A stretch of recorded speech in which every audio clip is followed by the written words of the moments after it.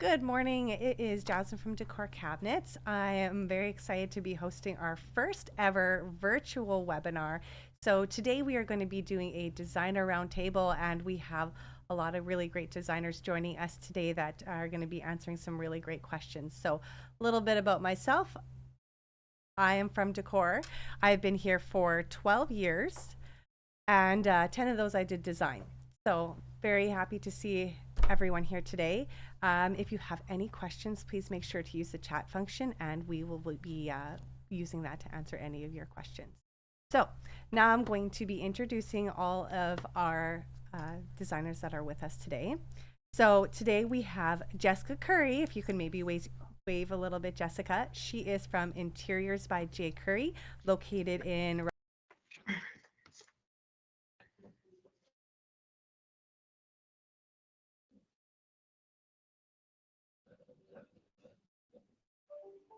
And then we also have Laura Bartlett. If you want to give a wave, Laura, she is from Behold Design in Barrie. And we have Kate Sawchyn from Towne Countree in Edmonton, Alberta. So thank you everyone for joining us today, and we're going to jump right into the questions. So the first question I have for you is, trends are always a really hot topic in design. Do you think the popularity of white shaker cabinets is declining? And also, in your opinion, what door style combination really represents today's equivalent to the classic white shaker kitchen? So if my participants can use the raise hand function, and then I will just call their name to who would like to answer that. So does anyone think that the white kitchen is declining? Okay, so Jessica, if you can give your opinion, please. Um, yeah, I definitely think that the shaker is getting a little overdone these days, at least doing a kitchen with all shaker. We have been transitioning to doing a lot more of the thin shaker, but we've also done kitchens where we've done more of a combination of the two, which is a really nice way for someone to modernize, but not have it feel too contemporary. But also, if you look at your guys's painted thin shaker, you can adjust the thickness of that rail, or we've done, I can't remember the door code, but the MDF one, where we've made it up to 1 inch. So again, it's kind of in between, still stays a little bit transitional. People need that. And then of course, like straight grain woods and things like that in a cleaner door style as well. Definitely. Thank you very much. Does anyone else want to answer that question? Yeah, I'll go on to the next one. So what current trends do you observe kind of in the crown molding? Like I feel like in the past we've seen a lot of decorative or just the typical plain straight kind of to the ceiling. Is there any type of specific components that you use, maybe layering to make a stepped crown molding, or what kind of crown moldings are you seeing mainly in your areas? Are you guys mainly still seeing a lot of decorative, or are you seeing more plain? I'll get Peggy to answer that, please. Just have to unmute. There we go. Okay. Often we're just doing like a 2-inch straight flat crown, just a trim, nothing. I haven't done a decorative crown for a long time, but I've actually got a couple of jobs coming up that are getting more ornate again. So, and getting away from that white painted shaker. I'll just jump back on that one. It seems to be fading and we're getting more woods. I'm seeing a lot more walnut and then the rift oak happening. So, but still pretty classic, clean, straight lines, not a real, like the traditional crown. I haven't done that for a long time. So hey, thank you. Thank you, Peggy. What about you, Laura? I pretty much the carrier mold with a solid stock on the face of it to create a sort of flat step. Certainly the solid stock is nice for installers to work with because it can be scribed, and would echo Peggy in the sense that I can't remember the last time we did a cove or a actual colonial style crown. Neat. If no one else, then I'll go on to our next question. So, what types of functional hardware are you frequently incorporating into your designs? So, like, which ones do you prefer to use? Corner Susan, Slim Pantry, that sort of thing. And are you mainly using standard items, or are you doing a lot of specials, maybe repeated specials, often in orders? Does anyone have an answer to that? Okay, Jessica? So one thing we've been, and it's not really a new thing, and I feel like a lot of probably my fellow designers are doing this, is the interest in the pocket door systems and doing that in pretty elaborate type built-in cabinets, either two stack doors up to the ceiling, so there's two separate appliance garage pieces, or one big opening with adjustable shelves and other configurations within. So someone can have maybe that coffee serving area and then have shelves above that are going to have all your, teas, coffees, and mugs, etc., and just kind of seeing everything in one opening as well that can also be tucked away. The other thing is more draw on the hidden pantry doors within kitchens. And I don't know if I've landed on the perfect hardware for that yet. I do know we did one with Zona Vita where it was very hidden and a swing in type of application, which was really, I thought, a nice flush look. Nice. Perfect. What about yourself, Kate? I second that with the hidden pantry doors. I'm quite known for that here at Towne Countree. It seems a lot of my builders want those. And I would say I've been doing some Hala systems too. I think they're gaining some traction as well. That's over great. here. Yeah. Perfect.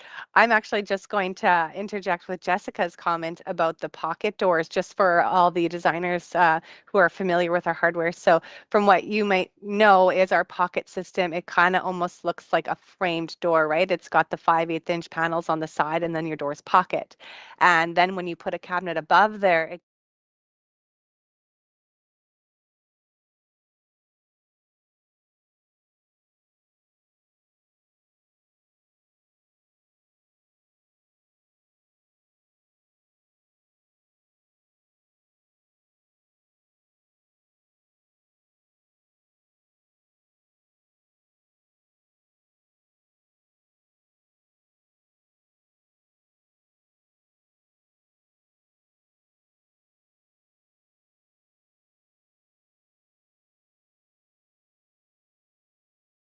some drawings or give you some information on that. Did you have something to also add to that, Laura? No, Oh, I sorry. think I that's just saw it. the hand up there, so I was just Oh, checking. no, sorry, that's me. I'll All just keep it good. moving. All good. Thank you. So my next question would be as what countertop finishes, brands, edge profiles, thicknesses are you currently seeing trending in your area? So I see Kate's hand is up again. Do you want to answer that for me, Kate? I would say the thinner countertops and porcelain is starting to really come alive. I love porcelain. I clad everything, hoods, backsplash, that kind of different shapes on the island, etc. So I would say I really like that. Also, natural stone is starting to, it's creeping up more and more lately. And that I didn't do any of it for a long time, and I'm starting to do a bit more of it now. Are you seeing more of like a quartzite or that type of pattern, or what kind of natural stone patterns are you really seeing? Yeah, well, there's like, I don't know if you guys are familiar. I know like titanium, Taj Mahal, but like in the leathered finish quite a bit. Yes. I would say those two are definitely the main players as they become more and more popular. Yep. The two I've been doing more of, I should say. Nice. What about you, Laura? I definitely think the non-polished, honed, leathered. I think that the fabricators have come up with great sealers, which was part of the reason that the natural stones kind of fell out of favor because people didn't want the maintenance. But the technology on the sealers has really brought the ability to go back to those natural products without people having to do a lot of work. Our fabricator basically is claiming a 25-year seal on granites and quartzite. Quartzite tends to not have the kind of goldy patterning that granite can have.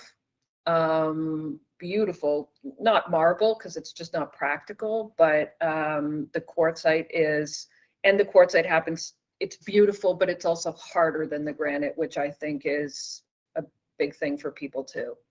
Definitely. And Jessica, you have some input on that as well? So I definitely concur on the thinner profiles of counters, and we are doing more porcelain. I'm in the Midwest, Rochester, Minnesota. The trends take a little longer to get here. So even right now, like the fabricator we're working with is 2 hours away, and that's all he fabricates is porcelain. Some of the other ones that do multiple different materials aren't as behind doing it just because it's a little bit different tooling and a slower process, etc. But yeah, being able to clad and do full height splash and all those things a little bit easier with a lighter weight material is appealing. And I would agree that natural stone, we've been seeing an uptick in that as well. But the thing I don't love about that, I just did a really nice project with natural stone and we did the full height splash. But a lot of the popular materials of quartzite and some of those now don't all come in a coordinating 2 centimeter thickness, so you can do full height splash seamlessly. So, I mean, there was a lot of thinking through the thicker reveal of, almost an inch and an eighth to inch and a quarter on the backsplash, and even decorative end panels butting up to that and pulling forward a window trim. And it did turn out really beautiful in the end, but that made it a lot more work. So that's the only thing where I would kind of circle back to, your Cambria and some of those other engineered stones, so then you can get that perfect matching thinner material on the backsplash with the thicker on the counter. But some of the natural stones that come 2 cm, then you could do a laminated edge on the counter and do the backsplash, and it's no problem. But so hopefully as that gets more popular, there'll be more thinner options as well. So. Oh yeah, definitely. My next question would be, which types of seminars or events do you find the most engaging or memorable? Does anyone have an answer to that? Oh, it looks like Jessica as well. Jessica, you want to give us your answer, please? Oh, Nope. Academy XP. No, Oh. I just left my hand raised. Sorry. I forgot That's to all turn it good. up. That's all good. But I like smaller, times when you can break off and talk to other designers, business owners, people in the industry, and get to know people individually rather than big, huge events. But I like, sometimes at a bigger event, you can do that in certain capacity, certain times. And I really enjoy getting to know other people's processes and how they run their business too. So. Laura, do you have an answer for that as well? You know what? I think that the seminars that go on at large events they have a place. Sometimes the things that, even a home show where it's not necessarily a seminar, but you get to have that exchange with customers. Some aren't customers. You see your competitor down the row, you get to go and kind of have just a chitty chat with them. Yeah, I think that an exchange is always more valuable than just a one-way conversation, which big seminars tend to be. So on that, I agree with Jessica. Thank you very much. The next question would be, where do you typically draw your inspiration from? Are there any specific platforms that you rely on, and maybe a particular designer whose work really resonates with your own style and influence for your designs? Do you have an answer for that as well, Laura? Someone where you like to draw your inspiration from? You know what? It's really hard. A lot of times, I mean, I hate to say this, but a lot of times the client actually is the one who kind of sets the tone on where the design will go. Obviously, you can't put in a flat door, shiny Zebrano kitchen into someone who has a very traditional style home. So they set the tone a little bit with who they are. Secondary, of course, is, not secondary, but important to that as well as how they live. is there one particular place? No, I know that, you know, interior design certainly follows fashion, but fashion, you know, I'm going to throw this back at you, Jazmyn. How many of those colors that you introduced a year ago are at the top of the production list at Decor? The pink, the purple. Yeah, you know what? For me, I wouldn't know off the top of my head, but what's really useful is that would be a great place to see that data because your dealer development specialists, they can pull all the different data from all the different orders. They can see how many custom paint colors, which were the top custom paint colors. So with our release, we were looking at some of the constant reorders as far as the custom paint colors. For example, like I think it was wrought iron was one that was quite popular and ordered as a custom often. So we added that to our offering. The other reason why you'd see some of those colors like the Chippendale rose tone, the quixotic plum, those kind of colors, that's where when we had our team going to Eurocachina out in Italy, they kind of looked at what was really trending there and brought those here. And now are they what? Possibly not. Probably not, but it really does provide a really nice, well-rounded palette and kind of has that interest when you see the overall palette of what our paint colors have to offer. Yeah. I guess that was my point with, you know, trends in design following fashion. It's, you know, you wear a pair of trousers one day and you take them off the next. So if they're a wrong color or a bad color or a color that's not for everyone, that's great. But when you're building in something that's going to be there for 25 years, yeah, it's easy to follow fashion, but I think it's all in moderation, I guess would probably be a good word to use. Definitely. And what about you, Peggy? I see you have your hand up. Could you answer that for me, please?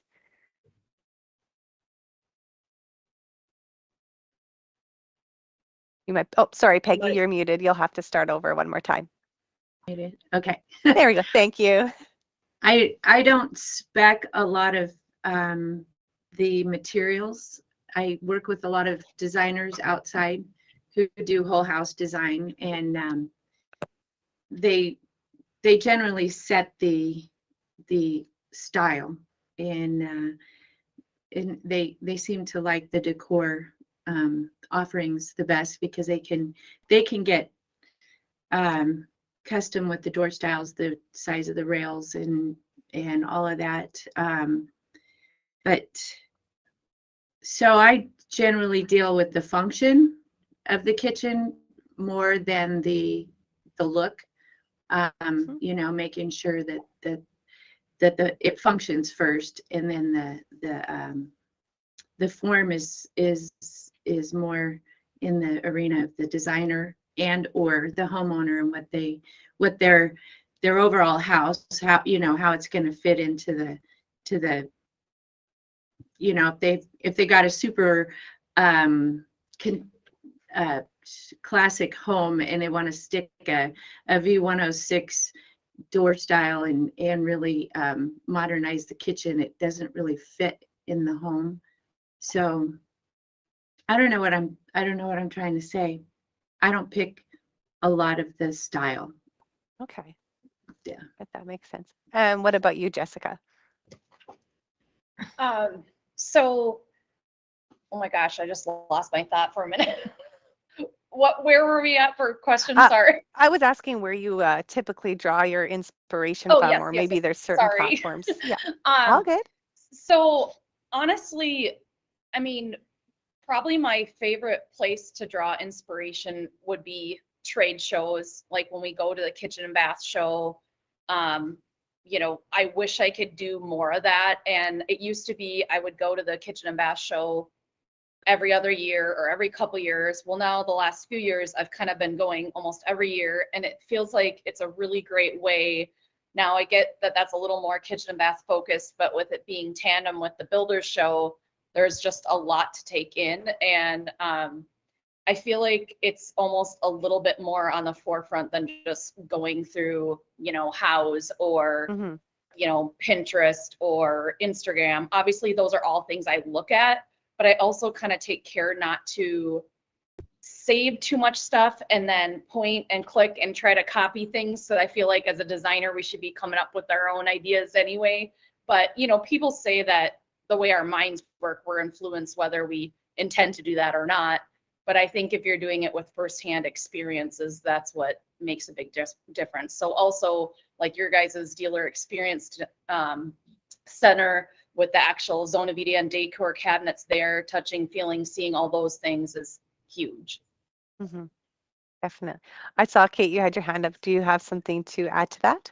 Oh, I was just, when you mentioned your Kachina, I was really blessed. I got to actually go to your Kachina this past April, and it was incredibly inspiring. And it just really leveled me up, to be honest with you, to see the trends and what's coming up and all the different colors and stuff like that was really, really special. Even just being in Europe and seeing all that too.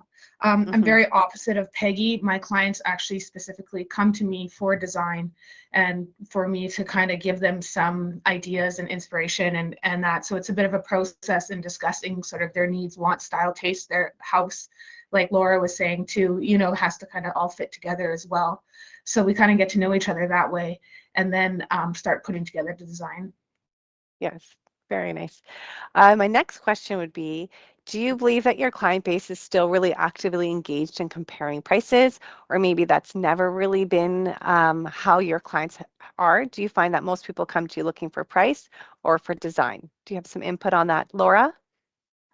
I'd like to think it's a bit of both. I think that it depends on the client. I think that, and I don't mean anybody to take offense to this, but I do find that younger clients, 30s, maybe up into their 40s, have a lot of bills, young children, bills. Their home that they're in may not be their forever home. It could also be a first home, and I do find that they need to shop more on price. And to be honest with you, you know, as much as you're a designer, I think you also have to be a business person. And while you can sit and say that a new kitchen should cost 8% of the value of your home, you can overtrade. You could put a ridiculously expensive kitchen into a house that, quite frankly, it doesn't deserve. So yeah, I'd like to think that I'm, you know, if someone comes to me and they have the home that justifies a, you know, sky's the limit kitchen, then you have to tailor who you're working with. And I think older customers are in a position to spend more than younger people, and that's just a reality. It's not meant to offend anybody. It's just, and it's a generalization. Obviously, there's exceptions, but I would say that that's, yes, some people definitely still have to shop on budget. Perfect. And what about you, Peggie? What do you have to input on that? I work with contractors mainly. We're in a resort area, so most of our homes here are second and third homes. So I don't find myself like competing with other dealerships in the area. We generally, it's like I have my contractors, I work with them, I have repeat business with them, and they say price it out, and we're putting that in the budget. So it's really nice to not have that worry. So with the walk-in customers, it's a little different. Oftentimes they visited every cabinet dealership in the valley, and we have well, I don't always get those jobs. And it's based on price, you know, straight up. And I don't know about, you know, an age differential as much as just maybe the difference between the locals and the out of state people who come here who are very wealthy. So yeah. And what about you, Kate? Similar to Peggie, my builders are the same way. give us a price, we'll build it into the budget for the home. But I don't think I compete on price too often. If somebody comes into Town & Country and they are sort of price that way, they're not really our client, I guess, for the most part, but they are looking to know their value, like where their money's going and the value that they're getting, I think is definitely what they want to see more of than just the price. Makes sense. And I think everyone can likely answer this. So you sort of answered it with some of your answers that you just gave me, but in what way are clients reaching out to you? So how are they finding you? Is your business mainly walk-ins, referrals, social media? I know you guys had mentioned contractors, but how are you getting most of your client base, would you say, Laura? I think referrals are a big part of it. We still advertise, and we'll do a magazine, we'll do home shows, we do some digital ads. I think most people, I can't in our area, are not walking in. They're doing the research before they just sort of be wandering down the road and walk in. They want to know of you, your website, etc., before they walk in. So I would say walk-ins for us would be low, and the other items, a picture's still worth 1,000 words. So sometimes a nice interiors magazine works well. Nice. Thank you. And what about you, Peggy? Where are you finding yours? Mainly contractors?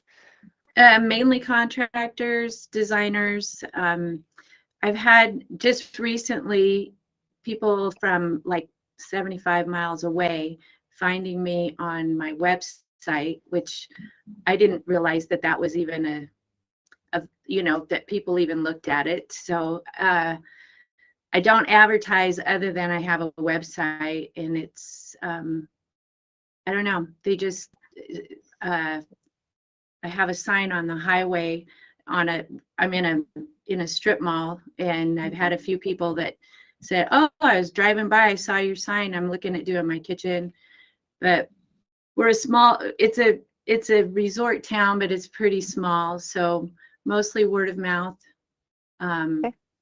repeat business. Okay, thank you. And what about you, Jessica? I would say that's our number one is referrals, word of mouth. It'll be 10 years that I've had my business next March, but I've been doing kitchen and bathrooms, cabinetry industry that I've been at other studios for the last 23 years. So some people I've done their kitchens twice or more already. So we get a lot from that, but I really am hammering hard on the social media, and we do get some of the younger demographic from, like, say, Instagram, but sometimes those are young professionals, people even from out of state relocating to Rochester because we're where the Mayo Clinic is. So, a lot of doctors and things moving into this town to have a permanent residency, and where they might find me versus some of my competitors because we're out there so much on social media. I do a little bit of print advertising, but mostly social media. And then we also have like a client questionnaire form on our website. And so a lot of it comes in that way. Sometimes when people reach out, not on the website, I always circle them back to that questionnaire too. So we kind of stick to a structured process.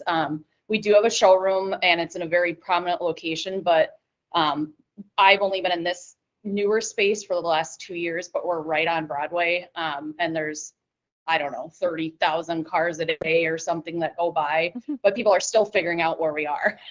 So we're starting to get more walk-in, but it's not the walk-in, like you said, isn't always the type of clientele you want. But every once in a while, we have had some good, valid walk-ins just from being in this location. So. Definitely. And maybe, Kate, you can answer where most of your clients are coming from. And then I have one last question to tie up our webinar for today. Definitely the referrals and my regular builders that I've worked with for years. Town & Country has the same showroom, has been the same location for 45 years too. So they're quite well known in that area, right? Everybody kind of knows that. But they've also launched a media, like they have commercials that run during the news and the morning news and stuff. And that has generated a ton of like walk-in traffic as well.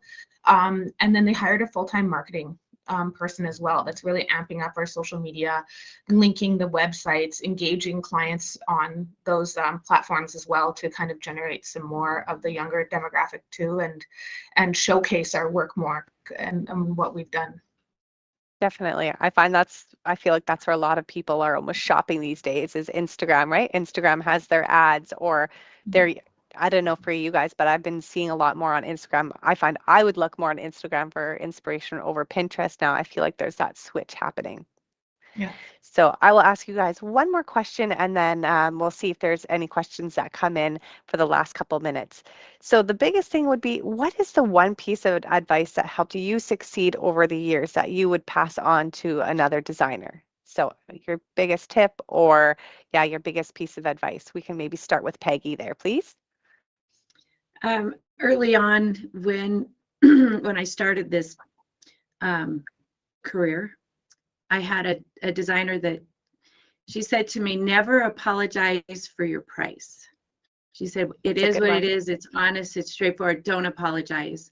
And, you know, I worked for somebody who would present a price and say, well, you know, we can do this or that, and kind of stumble over the price. And I found that just, you know, going in, this is what it is, and not apologizing, oh, you know, it might be too high, or you know, just being very firm with it. I've actually had a few times that the customers have said, we are not the best price, but I think, you know, we'll go with you. So I'm not, you know, I just don't back away from a submitted price. I don't try to yeah, I don't apologize. It is what it is, and it works. So that's a great piece of advice. It really is kind of also outlining, you know, what your worth is, you know, what the product that you're selling worth is. That's great. And what about you, Laura? What would be one piece of advice that you would want to pass on to other designers? My guess is, well, two, I guess. One would be, you know, customers are buying you guys. Yes, they're buying a certain cabinet or a certain color or whatever, but they really are buying you as a designer. So, you know, that's important in terms of, you know, just your self-awareness. And my other one would be, you know, I used to come up with the craziest ideas. And the first company that I worked for the owner always used to say to me, we can't build that. That can't be built. You can't do it that way.